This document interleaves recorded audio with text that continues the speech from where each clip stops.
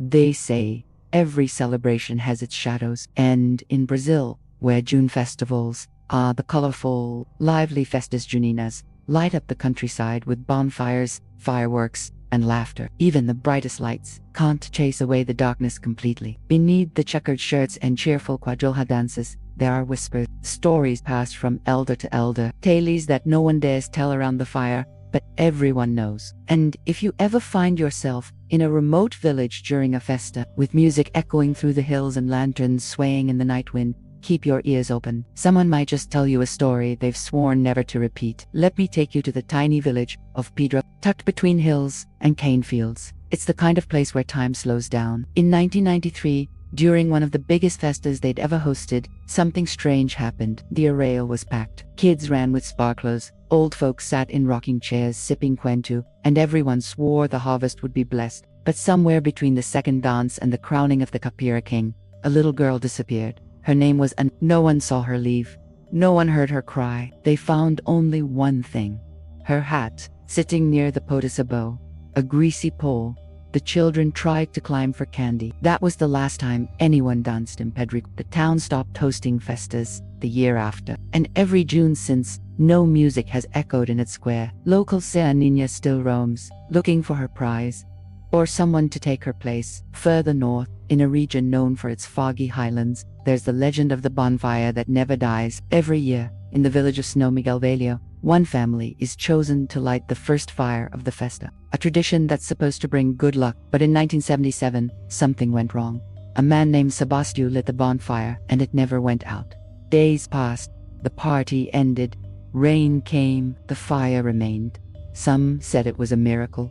Others knew better. Animals avoided it. Shadows moved near it, even when no one was there. Sebastião began acting strange, stopped speaking, stared at the flames for hours. One night, he walked into the fire and vanished. No screams, no ashes, just gone. Since then, São Miguel Velho stopped lighting fires. They dance by lantern light now, but sometimes, villagers say, a glow still flickers on the edge of town, and if you get too close, you might hear someone whispering from within the flames. In the heart of the Sertão, in a place forgotten by most maps, there's a story that's never told during daylight. It's the tale of the Noiva da Roca, the bride of the fields. Every Festa Junina ends with a mock wedding.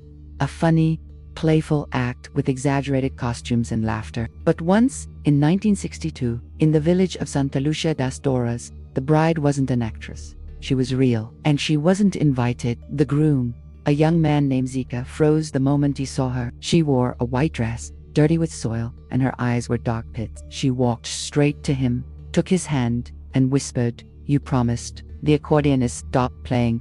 The guests backed away, and Zika, he followed her down the aisle, right out of the party, and into the fields. No one followed. The crops withered that year, and in the winds, some say you can still hear the bridal march.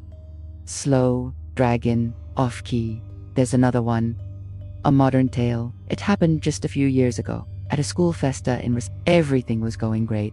Paper lanterns in the sky, popcorn in the air, music playing loud. A student named Clara decided to record the entire event with her phone. Hours of footage, but when she reviewed it the next day, something odd kept happening. At exactly 22 minutes and 17 seconds in, no matter which angle or clip, there was a glitch. And for a split second, a face appeared, pale, wide-eyed, mouth stretched open in a scream. Not Clara's, not anyone's. She showed the video to her friends, then to a teacher. But by the next morning, the video was gone. Not deleted, just missing.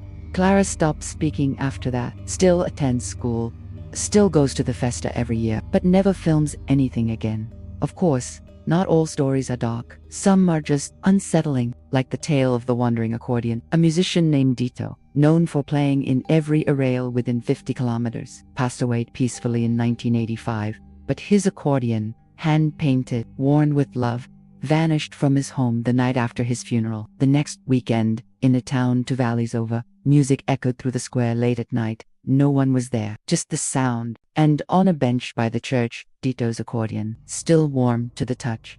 It's said to travel on its own, appears before a tragedy or after. No one really knows, but if you ever hear a song you don't recognize, played in perfect rhythm, and there's no one holding the instrument, maybe just dance. It's rude to ignore an old friend. Now, you might be wondering, are these tales real? Just folklore, tricks of memory, and moonlight? That's the thing about Festa Junina. It's a celebration of life, harvest, and tradition. But it's also ancient, older than we think, rooted in fires meant to ward off spirits, in masks once used to confuse the dead, in songs that carried warnings no one listens to anymore. So next time you sip your kanika, dance the quadrilha, or light a sky lantern, just remember, someone might be watching from the shadows, someone old, someone forgotten. If these stories made your spine tingle, don't forget to like, share, and subscribe to Luna Sanguinis for more tales that dance on the edge of reality. And tell us, have you ever heard a Festa Junina story that chilled you to the bone? We listening, boa noite, and happy Festa.